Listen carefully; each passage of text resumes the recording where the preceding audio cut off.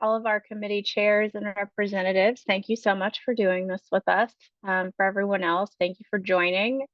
We do have a lot of, excuse me, virtual content in this week and next week. So many people will probably catch this on the recording, which will be on the YouTube channel. So no worries if you need to watch part of it there later on. We do have someone from every committee scheduled to join us today, which is amazing. I appreciate all of you doing it. And then we'll have a Q&A at the end. It's going to be just short, brief presentations from every committee. And then at the end, we'll do a quick Q&A. Feel free to pop any questions in the chat as you think of them. I'll moderate that at the end, or you can raise your hand when we get to the Q&A portion. And with that, I will hand it off to Dr. Julia Hike with the Accessibility and Accommodations Committee.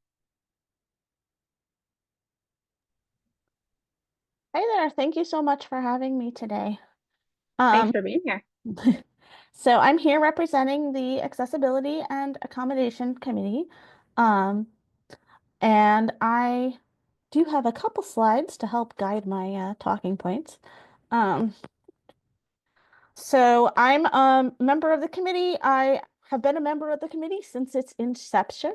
And one of the reasons I got involved is because I am a person who's hard of hearing, and also has a variety of other disabilities. So for me, making sure that there was access at the conference was an important component. And so I wanted to be involved and eventually became the committee chair.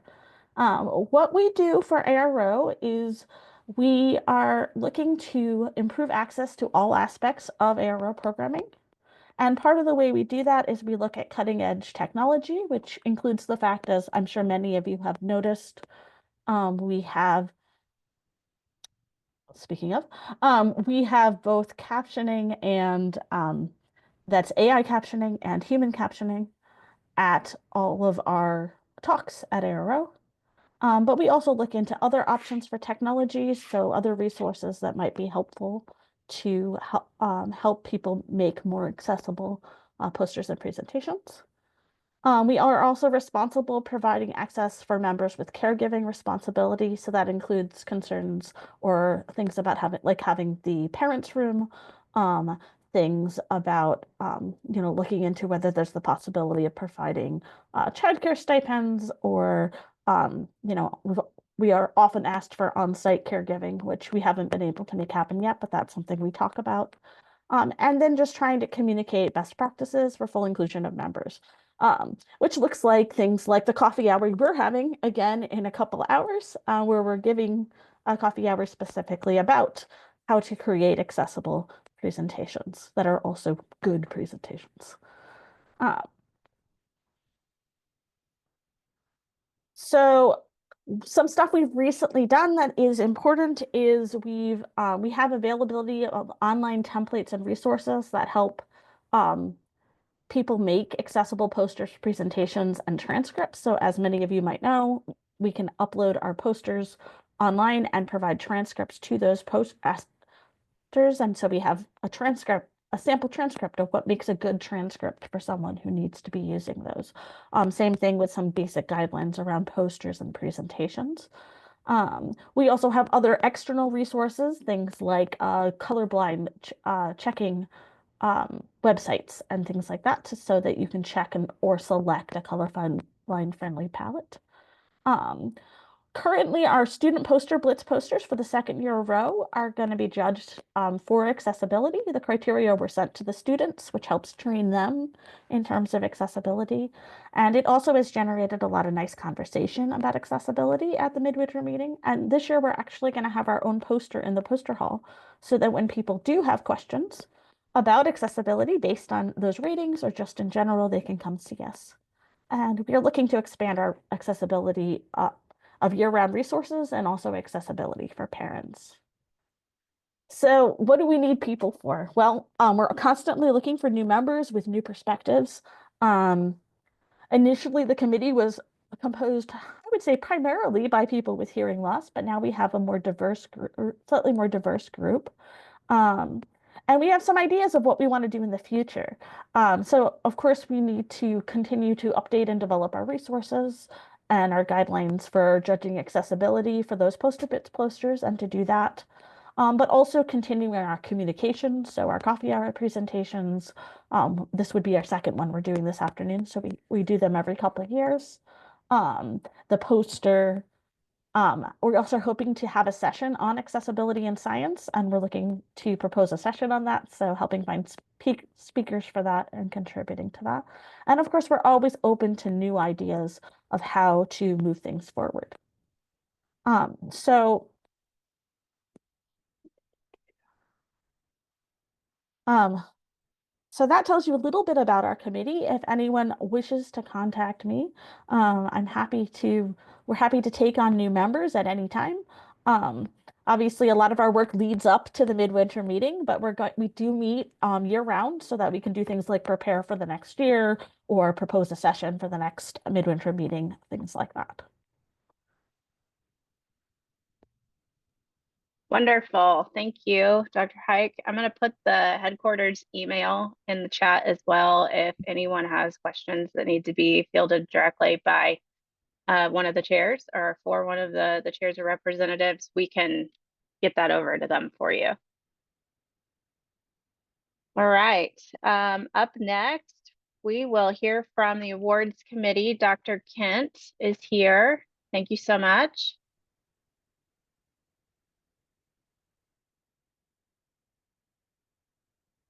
Can you guys see that okay? Or no? Is that better? We can. That's better. Thank you. Great. Apologies, I've lost my voice today, but I'll do my best. So my name is Katie Kent, and I'm currently the chair of the ARO Awards Committee. And I've been on this committee. I started on this committee as a member before the pandemic, and now I'm a chair. And I found it a really rewarding committee to be on because of what we do, which is to recognize and honor ARO award members who have made really significant contributions in our field. So it's a great honor to be on this committee. And we award 4 main awards every year. So 3 honorary awards: the Geraldine Fox Young Investigator Award, the Pioneer Award in Basic Science, and the Innovator Award in Clinical Science. And of course, the prestigious ARO Award of Merit. And in thinking about, we're always looking for new committee members to help us out on our committee, and we're always trying to make a committee that is inclusive of all identities and abilities. And also an important part of this committee is to have a really diverse group of scientists and clinicians to span the breadth of our community, because it's really diverse. So we're looking for both clinicians and basic researchers, people who study like human patients, and then also do research in a variety of different models, people who do auditory research and vestibular research, and people who study the periphery, the middle ear, and as well as the central nervous system, because we want to really be able to evaluate all the candidates we get and thinking about the time commitment, if you want to volunteer to be on the committee. So the duration that we ask for is a term of 3 years. And then thinking what sort of time commitment you'd be committing to. So each year there's like 3 main things that we ask the committee members to do. So the first is to really help promote the awards. So we want to get a lot of nominations. So send out emails to your colleagues and other interest groups to solicit nominations for these awards. It's really important that we get a good group of candidates. And then each year we meet approximately 2 times via Zoom. So around the end of August, the Award of Merit call closes. And then we get access to the applications, and then we go online and sort of rank the applications and make comments. And then we meet in September via Zoom as a committee, and we discuss the top candidates, and then we vote to determine who gets the Award of Merit. It's very exciting. And then about a month later, we do the same thing with the other 3 awards. So we go in and look at the applications, and then we meet via Zoom. And then sometimes it's really clear who the top candidate is and we don't meet, but oftentimes we do meet to discuss who will award these awards to.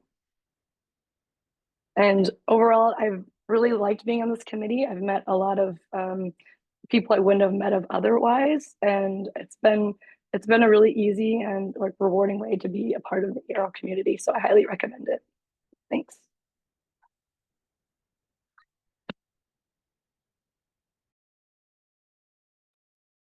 Thank you so much.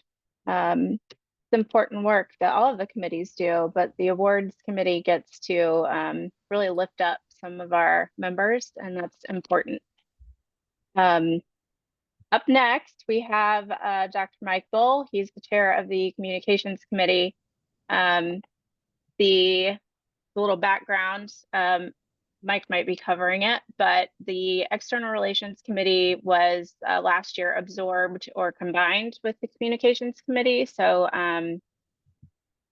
we've got some of the previous external relations initiatives rolled over. So if you hear some things that you thought were another committee, that's why. Cool. Thanks, Kristen. Can you see my screen? Can you see my screen okay? Sure can. Yeah, excellent. So as Kristen said, I'm Mike Bowl, Deputy Director of the UCL Institute. My previous committee services for ARO have included the Travel Awards, both as a committee member and as chair. And then I was on the External Relations Committee. But the reason I'm talking to you today is that back in December 23, I was elected as ARO Communications Officer.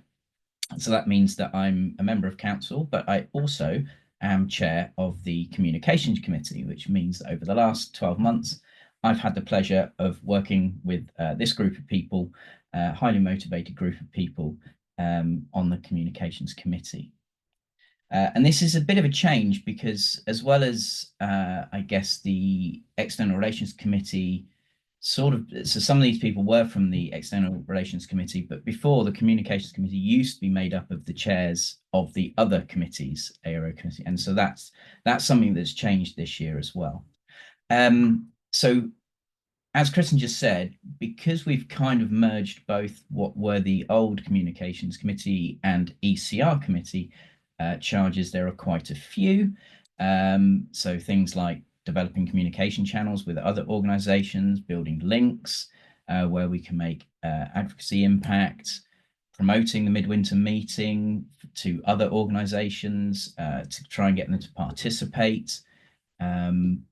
Obviously communication, so looking at technologies and social media platforms that will assist our members to communicate with each other, opportunities for co-sponsored events, mediums friendly for scientific sharing with the community, public. And one other thing that came forward from the ERC committee was the mini grant scheme. But basically, if you sort of squish all these down, what we do is we look to promote the mission and visibility of ARO, but quite simply. So our key initiatives that we've been working on this year since I took over is one, to assist with the ARO website redesign, which I'm sure everybody will agree is very much needed. Promote the ARO mini grant scheme. As I say, that's something that was launched by the External Relations Committee, and we're carrying that forward. I think this is a really good grant scheme for people to get involved with. So we're looking to promote that over the coming years. But the one thing that I'm really quite passionate about, and the rest of my committee are really quite passionate about, is we are looking to establish an ARO outreach program. And hopefully, if we can get council buy-in, possibly even the establishment of an outreach award. And so this is initially we're looking to target school children.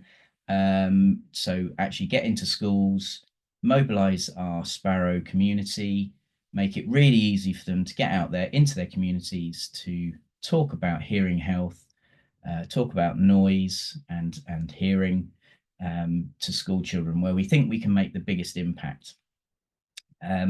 So why join this committee? So, well, certainly I've found it's an absolutely great opportunity to work with some really highly motivated and talented people and to support the work of ARO. But also I say to really, we hope, make real societal impact through promoting hearing health within our communities. And so thank you for listening, and please get in touch. My email's been there at the bottom all the way through. And so, yeah, please get in touch if you want any further info. Thank you. How do I end? There we are. Perfect.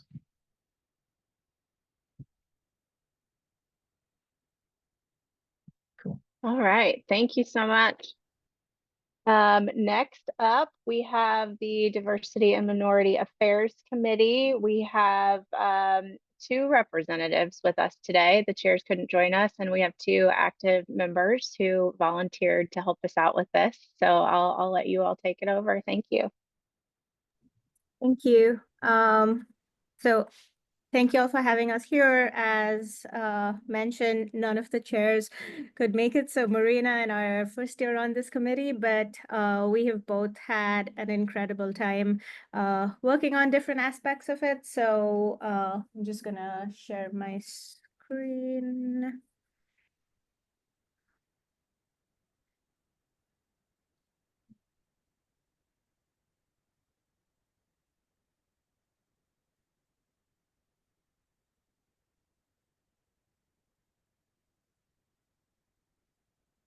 Can you see this? Okay.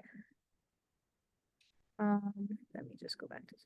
Okay, so in brief, the Diversity and Minority Affairs Committee has several ongoing programs that are not just limited to at ARO, as all of the other committees also have. So the first thing is we've had 5 new committee members this year, and we're always looking for more. We've also had a committee restructuring so that we now have different committees. I'll go over the programs that are part of this committee, but basically each committee has a lead, which we've realized that it actually helps in pushing things forward. And we have coffee hours and the ARO Scholars Program that Marina will talk about in a minute. And then, as mentioned, we also have a lot of collaborations with other committees. So for example, the Travel Awards Committee, we participate in helping evaluate the travel award applications, and the coffee hours are also collaborative with other committees. And currently we're also, we're trying to have an opinion piece or a manuscript in JARO for each special session that we have at ARO. So right now we're in the process of submitting a manuscript from the last symposium. That was the leaky pipeline session that I think most of y'all might have attended. So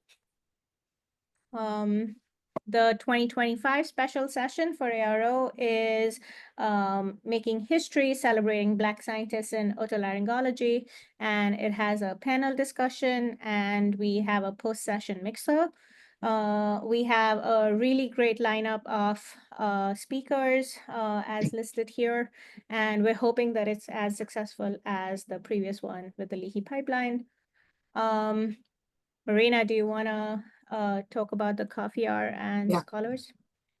Yeah, for sure. So as a committee, we also have those coffee hours that happen every other month. And these coffee hours have a lot of different topics.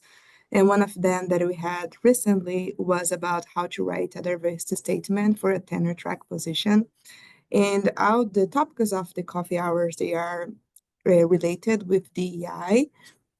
And we always have like very good attendance and very good turnout of those coffee hours. One other program that we have that has been growing for the past 2 years is the ARO Scholar Program. So this program is designed, this program is designed for undergraduate students. So the goal is to bring undergraduate students from a diverse background to present their poster at ARO. So this year we had 4 undergraduate students that received this award, and everything is covered. So they got their trip covered, the registration, the hotel, and everything. And the goal of this program is to really expose these young scientists that are from a diverse background early on to the auditory field and have the opportunity to present their research with a long-term goal of improving the retention of diverse students in the auditory field. So the program is growing a lot. So we received around 30 applications this past year, and 4 ARO scholars were selected. So as being part of this committee, of course, we have to review. So each application is reviewed by at least 3 people. And then the top 4 candidates were the ones that were chosen to be those ARO scholars. So we are trying to get more money for that from different donors to see if we can even increase and have more people being accepted on this program. And there's even some discussions internally if we should extend this for postbacks or graduate students. But hopefully, yeah, it's going to grow. So we are always recruiting more people to review those applications and be part in the other components of the committee. And just building up on and Anita told about the travel awards, we help them to review those applications that are from students from diverse background that were not awarded on their first round. So we pick up those applications in our committee and give like another chance for these students to receive travel award as well. Yeah, so we are always recruiting. I think the proper email should be to Mel. Yeah. Since she's the chair of the committee, unfortunately she could not make it. But I can send her email on the chat if anyone is interested. It's a very active committee and has been really fun to be part of it. Thank you so much. There's also the headquarters email in the chat. If you want to email that, I can kind of filter things to the right person as well. Let's see, up next, another very active committee. We'll hear from the Education Committee with Dr. Kathy Sung.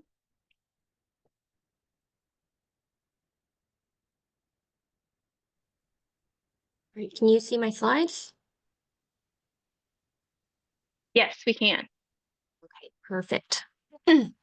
All right. Hello, everyone.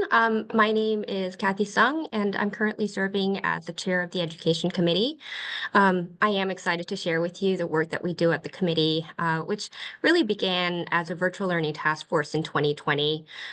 This committee was formed to stay connected with our members during the uncertainty and a lot of the isolations that we experienced during the COVID pandemic. But since then, we've really grown and now have been active as an education committee.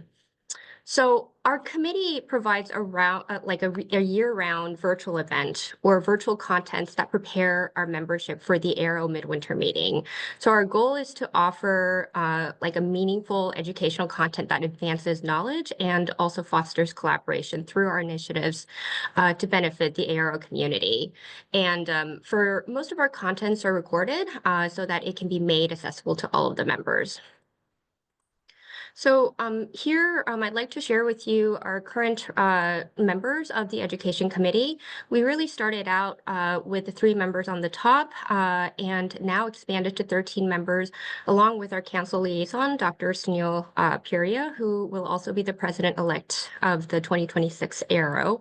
And it's been a pleasure working with everyone.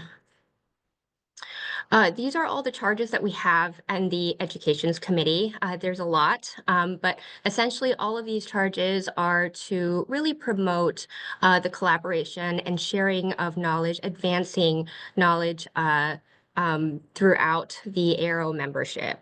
And so some of the current initiatives that we have ongoing are the 4 that that's written here. So the ARO seminar series are organized by the scientific topics, and each topic featuring 1 keynote speaker, followed by 3 or 4 more junior faculty speakers from both domestic and international institutions are invited. And the seminar series are held monthly.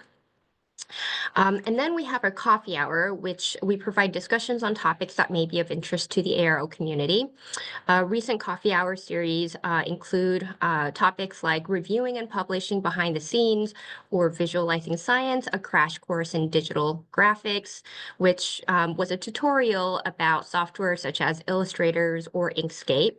We also host informational sessions that could help prepare for the ARO midwinter meeting, like the sessions Pointer for ARO Abstract Writing and Travel Awards application, led by the chairs of the program and Travel Awards Committee. And so you can find a lot of these recordings in the ARO website under the resources tab. The Cutting Edge Technique Models is an initiative where we invite experts in cutting edge techniques and model systems to lead each session, which will start with an introduction to the techniques or model system, followed by Q&A and discussion. This initiative will begin in March with the topic of computational modeling of the auditory periphery. So we're really excited for this initiative to start. Finally, we have the JARO Special Edition, which invites speakers from the seminar series and their trainees to submit a topical issue in the form of peer-reviewed review article for publication in JARO, which is the official journal of ARO. And so we currently have these exciting initiatives that are ongoing. And now I'd like to kind of briefly talk about the organization of the committee and the expectations. The Education Committee holds our main meetings once a month, and so we're pretty active in that way. Within the Education Committee, we have subcommittees which each assigned to specific initiatives, and each subcommittee chair is responsible for updating the progress during the main committee meeting. To carry out the initiatives, additional subcommittee meetings may be scheduled outside of the main Education Committee. In regards to time commitment, it's pretty minimal. We expect that all committee members attend the main education committee, which is an hour a month. And then the subcommittee meetings are scheduled at the discretion of the subcommittee chairs. It's usually about an hour every 2 to 4 months. And then you may also spend some time on action items like reaching out to potential seminar speakers or organizing speakers for the coffee hours, which we expect about 2 to 3 hours a month. So again, the commitment is pretty minimal. Regarding volunteering as the Education Committee, you're welcome to join as a regular member, which is a 3-year commitment, or if you're a trainee and is part of SPARROW, the Student Postdoc Resident and Fellow Chapter ARO, you can join as SPARROW representative, which is a 1-year commitment. In both cases, the participation as the committee member is pretty much the same. And with that, I just wanted to say that I've been part of this committee for the last 5 years, and it's been an incredibly meaningful experience, not only contributing to the educational initiative, but also working alongside with experts and emerging scientists in the field. It's really a great way to network, increase your visibility in the field, and also taking on leaderships. And so with that, I hope many of you are interested in volunteering. We are looking for volunteers, and as you saw in the charges, we do have a lot of charges, and so we can expand out more initiatives as we add more volunteers to the committee. And so I look forward to seeing you all get involved. Thank you. My information is down here on the lower right-hand corner. Thank you so much. That was great. Let's see. Up next, we have the Finance and Investment Committee. Dr. Amanda Lauer is the chair. We'll hear from her. Thanks. Just let me get my screen shared here. Sure. We're a little ahead of schedule, so no need to fret too much about time. Okay. Can see the slide, hopefully, coming up.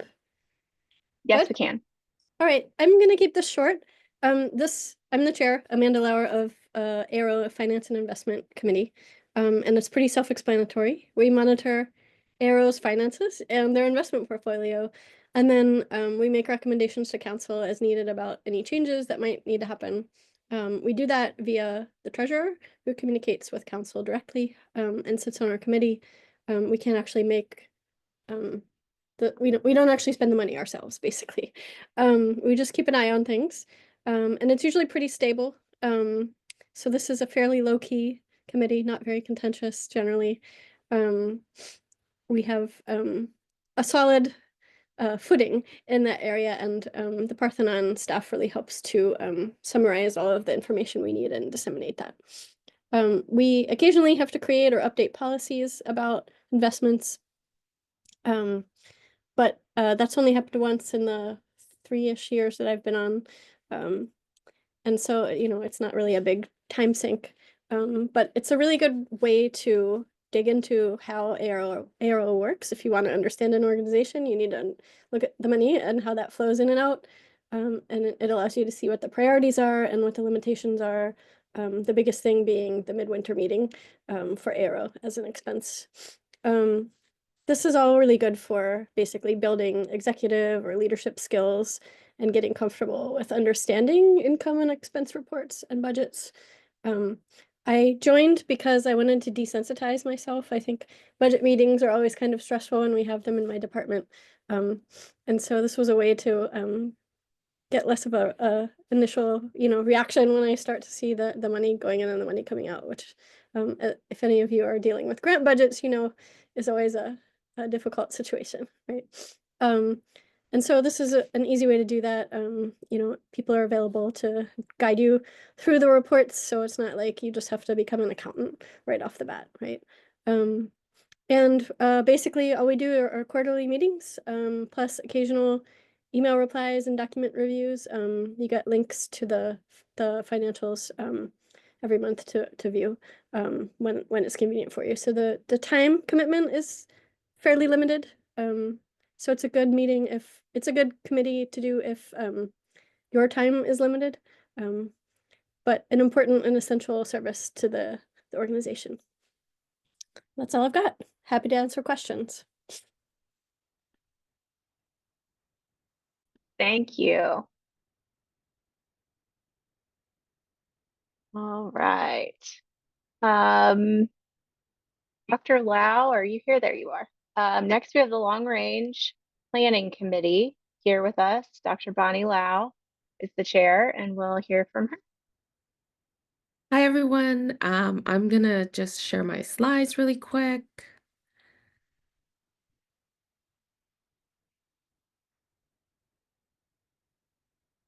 Can you see those okay? Yes, we can. Okay, great. I'm going to keep this pretty short. My name is Bonnie Lau. I'm the chair of the Long Range Planning Committee. And basically, our primary goal is to assist the Executive Council in long range planning. And some of the things we're in charge of doing include identifying concerns and priorities of the ARO membership. We suggest areas of emphasis for the association to council, and we participate in planning for the future, such as generating the strategic plan, which doesn't happen every year. So some of our main duties is sort of generating the midwinter evaluation survey that everybody gets after the ARO meeting. It looks really different every year. This year we decided to recreate the survey from scratch. So we spent a lot more time generating the survey than typical. After we get the findings from the survey after the midwinter meeting, we analyze and discuss the survey findings, and we identify priorities or themes that we hear from the survey, and we present this to Executive Council as well as the committee chairs. And as a committee, we identify what we think are some of the priorities that we should be focusing on for the coming year. Each year that I've been chair, we've really focused on different sort of focal points that the committee is going to be working on. For example, last year, we really spent a lot of time talking about the midwinter meeting locations. This year, we wanted to take a shift into thinking about future planning for ARO. Where do we want to see ourselves in 5 years and 10 years? And so the time involvement for this committee, we meet about every other month. We do a lot of our work via email and working documents. So there's a bit of reviewing documents, communicating via email, putting in comments on working documents together. And during our meetings, they're usually fairly lively discussions of survey findings and also just personal experiences with ARO membership on what we think our upcoming priorities. Yep, so if you would like to find out more about LRPC, please send me an email, and I think that's about it. Thank you so much. See, up next, we have Dr. Douglas Oliver with the membership committee. Hi there. Hi, I'm going to share my screen. I hope Okay. everybody can hear me okay. We sure can, and we can see your slides. Great. Well, so I'm the outgoing co-chair of the membership committee. We used to be the international committee, but we were expanded by the long-range planning group to become a membership committee. So now we're focused on both international and domestic membership issues. One of the things that's kind of interesting and unique about this particular committee is we're really focused on both domestic and international issues. And it's important that our committee be composed of both domestic and international members.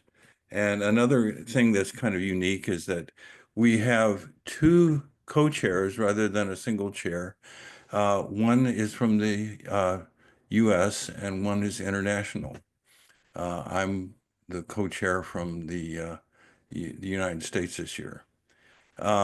Another thing that's very important, and you'll see why in a second, is that we want to have SPARO members, student members from ARO, very well represented on this committee, because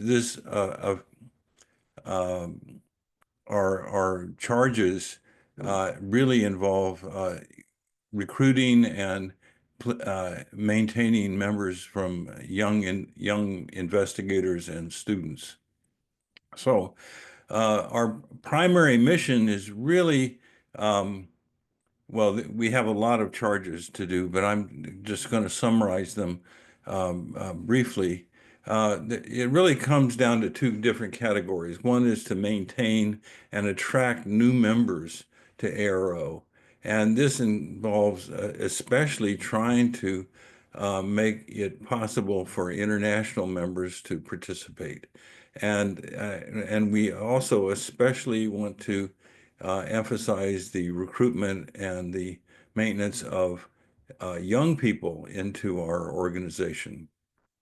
And then the other aspect of our committee charges are trying to create more opportunities for ARO members to network and collaborate, and also have their achievements recognized in by other members of the community. So the current initiatives that we are focused on this year and will be focusing on next year are derived from initiatives that we based on our charges. And the first one is we're really trying to expand the functionality of the ARO membership directory, the directory that you have on the ARO website, so we can have more information about the ARO members. And if you're looking for somebody to collaborate with or work with, or an expert on a particular topic, you can use the membership directory to actually help you find that person. We participated in redesigning the ARO membership web page, and this is really to help prospective members learn what the benefits are of ARO membership. This year, going forward from this year, our committee is going to be taking over the membership spotlight selection process. And we think this is important because this is another way for members to learn about other members in the ARO community. One of the committee assignments this year is we're proposing to the council that we have free first-year memberships for trainees. This would be both students and postdocs and residents. We think that this is a way to get more young people in the ARO community, and then also have them, we believe that based on our current information, that students and trainees who join now will continue their memberships. And then lastly, our initiative is, facilitating local and small regional mini ARO type meetings. And this is to help members collaborate and network outside of the midwinter meeting. So things that we can expect our new members to help us out with are helping select the ARO members for the membership spotlight. We're trying to maintain a list of meetings that are outside the midwinter meeting, and they're listed on the ARO calendar website. So members can find places, small meetings, and opportunities to interact outside of the winter meeting. We want to continue to help with improvements to the ARO membership directory and online membership welcome page.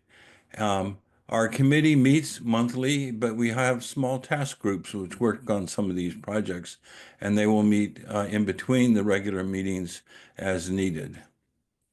So just to sum up,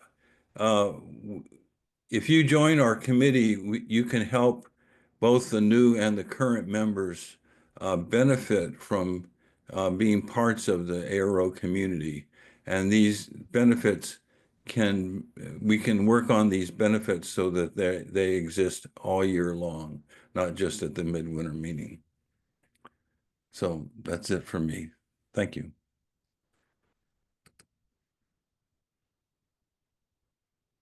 Thank you so much.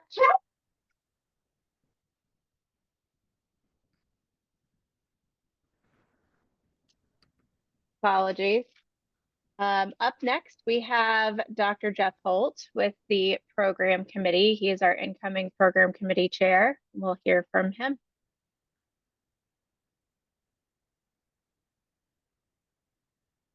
Okay, thanks, Kristen.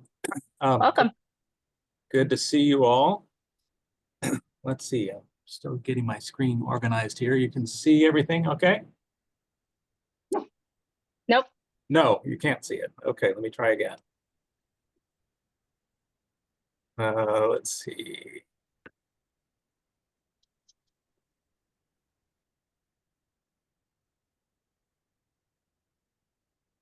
How about that? That'll work. Okay, terrific. So my name's Jeff Holt. I'm a professor of otolaryngology at Boston Children's Hospital and Harvard Medical School. Brandon Cox is the current chair of the program committee for 2025, and I'm the incoming chair for next year, 2026. But I've been working quite closely with Brandon and the Parthenon team over the past year to help organize the next version of the meeting coming up in February. So I've been an ARO member since 1997, almost 30 years, and served on various committees.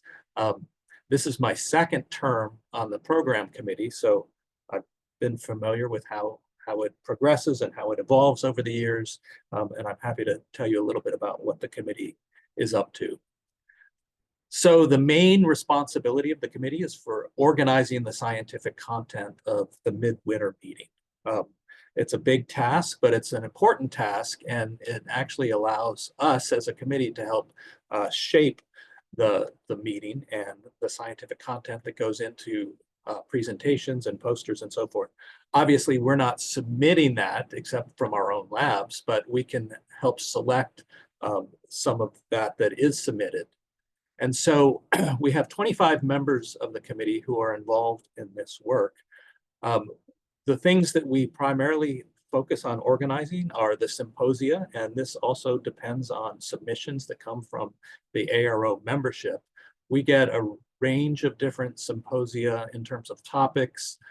These generally are submitted in the spring, and our committee will review those around June and make a selection of symposia and mini symposia that get presented at the midwinter meeting the following February. We're also involved in reviewing abstracts. So of the 700 to 900 abstracts that get submitted, we divvy those up amongst the various committee members based on thematic topic. And we will subdivide those into then poster sessions and podium sessions. Again, trying to organize them around thematic content and so forth.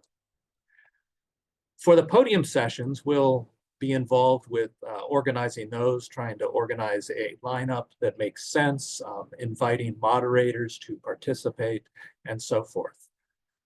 So this work is ongoing each year. It's a similar sort of work, and we're always recruiting new members for the committee. As I mentioned, there's about 25 members that we have, but this is a 3-year term when members join the committee, and so they're often rotating off. And I know that this coming year we've got several openings, so we'd be happy to have new committee members join us. I mentioned the 3-year term.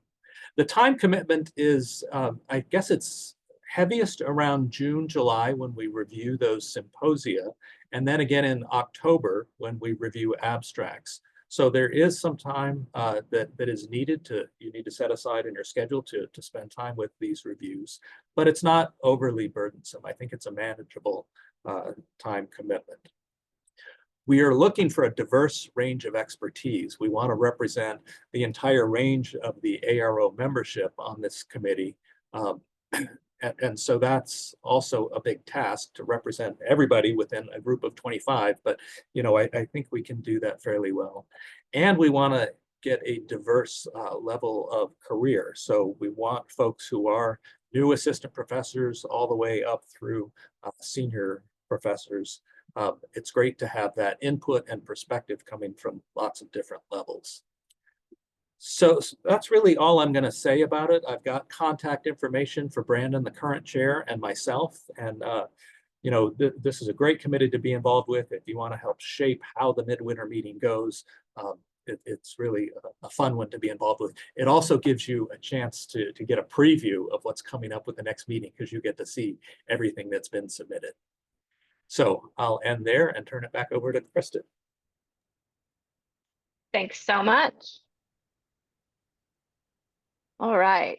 Up next, we have Sparrow. We're going to hear from Dr. George Ordaway on what Sparrow's up to. Wonderful. Thanks so much, Kristen. It is good to see everyone and delighted to talk about Sparrow, the student, postdoc, resident, and fellow chapter of ARO. My name is George Ordaway. I'm a postdoctoral research scientist at Columbia University, and I'm the current chair-elect for Sparrow. And despite the chair only serving for 1 year, I've been a part of Sparrow's steering committee since the fall of 2021. I've been involved with the program committee, the long-range planning committee, and now as the chair, quite a few different initiatives. And here on the title slide, you can see our 4 Sparrow sessions, which are occurring in about 2 weeks' time. And we hope that all sorts of trainees will attend the ones that they're interested in. It's everything from career development in academia, in industry, to professional development of how do you balance work and life, which very often involves communication with your mentor. So Sparrow itself is an organization that all trainees are immediately a part of. All trainees have opportunity to influence Sparrow initiatives if they talk to someone who's on the Sparrow steering committee. Any idea is valid in that sense. The steering committee itself is a service position that somebody applies for, usually with a preference for a specific role to play.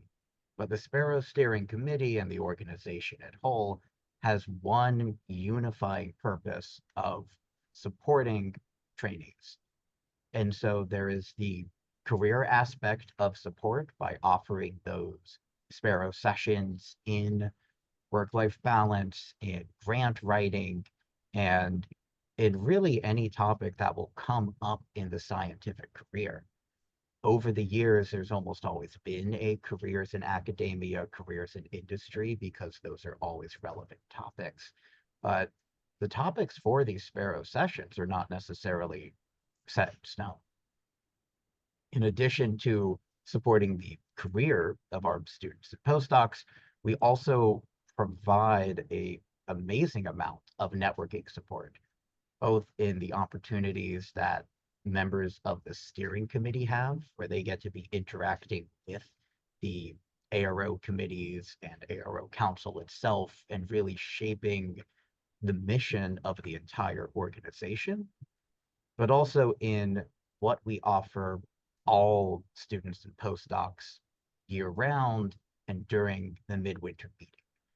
And so the two largest initiatives have been those Sparrow sessions and also the mentorship program, where trainees are matched with a faculty member or professor, often and usually someone outside of their institution, who can serve as a mentor not in day-to-day experiments, but in overarching questions and in navigating our scientific field. More recently, Sparrow has even included more networking support with a buddy system during the midwinter meeting itself, where first-time attendees will be matched with someone who has gone to many AROs and multiple AROs to help them navigate the different sessions, all of the different podiums and symposiums. Additionally, we've been working with the program committee to organize a poster blitz that will showcase in rapid fire presentations some of the posters that students and postdocs have. And that's a great opportunity where what was normally only a poster and only up for a short period of time is now an opportunity, although brief, to talk to the community at large and present that research as sort of a stepping stone to an eventual podium presentation for trainees. And lastly, we are very interested in working with the Journal of ARO to have trainees have the opportunity to write reviews and news and views articles. So this JARO Research News is one of the major initiatives that we are looking for current volunteers, and we want to see if we can really set something up and start getting this going. There's enthusiasm on both ends, as I've been able to hear in our monthly Sparrow meetings, but there's definitely an opportunity where if there's a trainee who wants to be involved in this and would also get an insight into the process of managing a research journal, that would be an excellent opportunity. There's also openings on the Sparrow Steering Committee for committee representatives, as well as organizing the Sparrow sessions themselves, reaching out to potential speakers, faculty, professors, those who have a lot of experience in their field, and organizing either virtual sessions like we're doing this year, or in-person sessions, where sometimes these Sparrow mentoring sessions occur during the meeting itself. And lastly, there have been several special sessions over the years that Sparrow has been involved in. If it's something that has excited trainees, then ARO actually gives Sparrow an amazing amount of responsibility and respect. And that's something I've really come to appreciate. The Women and Allies Roundtable was something that started with Sparrow proposing certain ideas. The social offset campaign for this year, safety survey, and the WhatsApp groups are things that came from Sparrow recognizing certain desires within the trainees and wanting to make sure that we support the trainee experience as much as we can. And so I hope anyone who is interested in serving on the Sparrow Steering Committee comes to our town hall in person on Tuesday, February 25th. And the town hall will be similar to this, but we'll have more people than just the chair who can talk about the different roles that they filled. And for any of you who are not trainees, but maybe have trainees of your own, Sparrow Steering Committee is really a great opportunity for getting this insight into our field and what goes into the organization of a major international conference. And so it's really an amazing resource as far as the trainee experience, both being on the steering committee and then also just benefiting from how much Sparrow itself is able to provide. Thank you all for your attention, and I hope that Sparrow is a group that will benefit the organization for years to come. Thank you so much, George. Let's see. Up next, we have travel awards. Our travel awards chair couldn't attend today, so we have a committee member, Dr. Kevin Booth, here to tell us about travel awards committee. Hello, everyone. I'm Kevin Booth. I'm an assistant professor at Indiana University School of Medicine in the Medical and Molecular Genetics Department. And today I get to share with you some of the exciting things happening on the Travel Award Committee. So I feel as though this committee is pretty much, it's in the name, right? We are tasked with collecting applications for travel awards for trainees, and then reviewing those applications, scoring them, and then making the suggestions on which ones are funded and which ones are not. Looking across the amount of the names here on the screen, many of you have trainees who have applied, so thank you. And keep continuing to have your trainees apply. Our goal is to give out as many travel awards as possible and to make the meeting as accessible as possible to students. So for the what we do year round, we kind of have this lull time between March and June. It's pretty quiet. And we spend time trying to onboard new members during this time and reach out to other organizations who either they provide donations and try to figure out how to best use that money. Then in July, the application portal actually opens and we just wait for all of the applications to come in. And then in the fall is when things start to kind of get busy. So in September to October, the portal usually closes, and then it takes about a week to ensure all the applications are complete. And then we have about a month to review them. And then we score them, and then we meet to talk about the scoring, to break down distributions, and make sure that there isn't anything really strange happening with our trends. We want to make sure that the number of applicants who applied in each category are equally represented in the awards themselves. This year, we did do something a little bit different, where we moved the timeline for the due date for the travel award application. We are still receiving feedback on that and trying to figure out if we're going to keep an earlier date like we did this year, or maybe extend the date a little bit later, but that's kind of more to come, and that announcement will be made on a slightly more formal platform. And then in January, I guess December and January, we tried to start organizing the luncheon that we host at the midwinter meeting, where we invite all of the awardees to a lunch, and we try to identify a speaker for that. And then at the midwinter meeting, we actually have the luncheon. I believe there are a handful of people starting to roll off the committee, so we do have openings, and it's a very fun and rewarding committee to sit on, right? Who doesn't like giving trainees money so they can go to meetings and learn? So. Thank you so much. All right, last but not least, we have the Clinician Scientist Committee. We have Dr. Rick Nelson here to tell us a little bit about what they are up to. Thanks, Kristen. Try to get my slides up here. As a clinician scientist, I'm stuck in the OR today. So Thank jumping you out of for the doing this. So this was established out of the efforts of Yuri Agarwal back in 2023. So I commend her for taking the charge on this to establish this committee. But the current co-chairs are myself, Alan Chang, and Ira Mamad from Stanford University. We have some new standing members.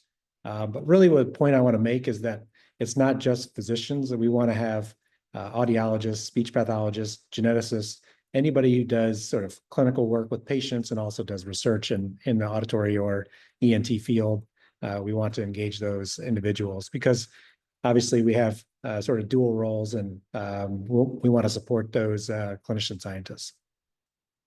So as I mentioned, there's unique things that we deal with, challenges such as work-life integration, our job search as a young new member of as a faculty member. How do we get mentorship? How do we get grants? So we've done this, taken on this charge is sort of doing webinars.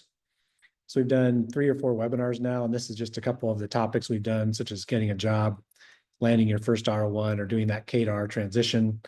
And then, as I mentioned, there's lots of different ways we can be a surgeon scientist or a clinician scientist and how that sort of looks like. We also want to identify and pair people with mentors. Clearly, we all know as scientists, we need great mentorship to be successful. I think it's ever important as a clinician scientist to have not only clinical mentors, but also scientific mentors. So I think members that are standing, this is kind of their role is contribute their expertise and their knowledge, obviously attend the meetings and take initiative. But those that are sort of volunteer, you could volunteer just to be a mentor, or if you are young in your career, reach out to us and ask for mentorship.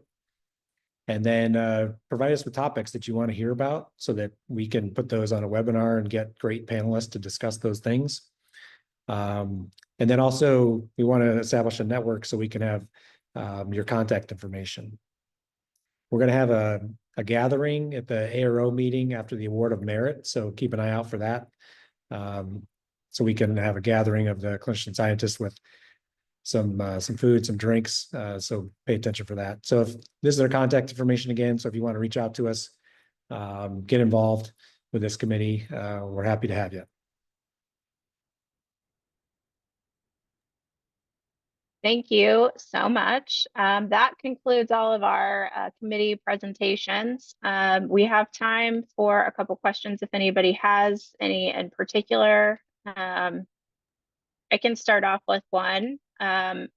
For many of our chairs or members here have been involved with ARO for quite some time. For those that got involved maybe at an earlier stage in your career, what sets ARO apart with from other associations you could be a part of? How did ARO help you specifically in your journey being involved with our group? Does anybody want to jump on that? I can take a stab at that, Kristen. Thank you. Yeah, sure. So this is the single best meeting in the auditory field of the year. You know, this is the highest concentration of auditory vestibular ORL research that I know of. There's other smaller specialty meetings, you know, Gordon conferences, the IEB in Europe, that are good. I don't mean to be dismissive of any of those, but this is the meeting to come to when you want to make the connections and see your colleagues and really get the latest work. And so for me, that's been invaluable throughout my career. I mentioned earlier that I became a member and started attending back in 1997. And I think I've probably made it to 90% of the meetings since that time. And it's always one of the things that I look forward to every year. Fantastic. I love hearing that, since the majority of my day-to-day is planning this meeting.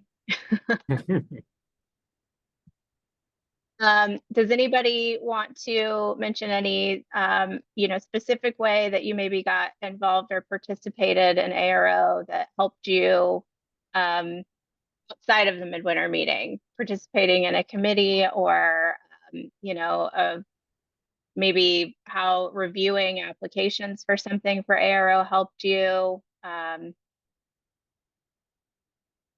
Anything like that? So I think just working on these committees just gives you a great opportunity to meet people from our society that you wouldn't necessarily, interact with because they're outside of your scope of particular area of research.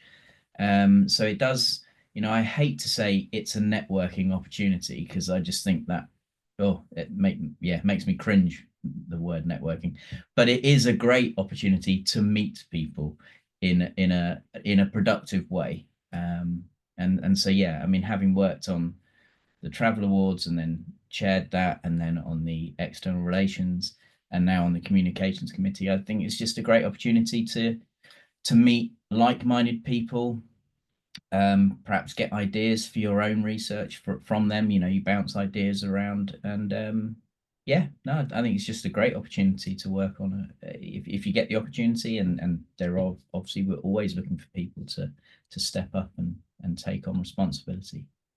Yeah. Awesome. I think another benefit is that the work on some of these committees is helpful in other aspects of your career or your work. So whether that's like Amanda was saying, feeling more comfortable with the finances of something, or like on our committee when we're dealing with access, being more aware of how to, be accessible. I mean, certainly not everyone on our committee is or should be disabled, right? So there are people who are there to learn and to gather information about how to make things more accessible, which also helps in their day-to-day life, making everything better. I imagine that that's true for most of these committees, that there are aspects of the skills you learn as a committee member that apply to life in industry or in academia. Great point. Did anyone have anything else they'd like to add? So I think ARO is rather unique in the way that it views its student, postdoc, residents, fellows, like its trainees. The trainees are a very powerful force and driving force, and there's Sparrow, and it's a really great way for people to get involved and to start earning, gathering those leadership skills really early on. And so I would kind of that's very unique to our organization. I belong to several societies, and none of the other societies have such a strong engagement from the trainees. And the trainees do not play such a strong role in driving certain aspects of the meeting.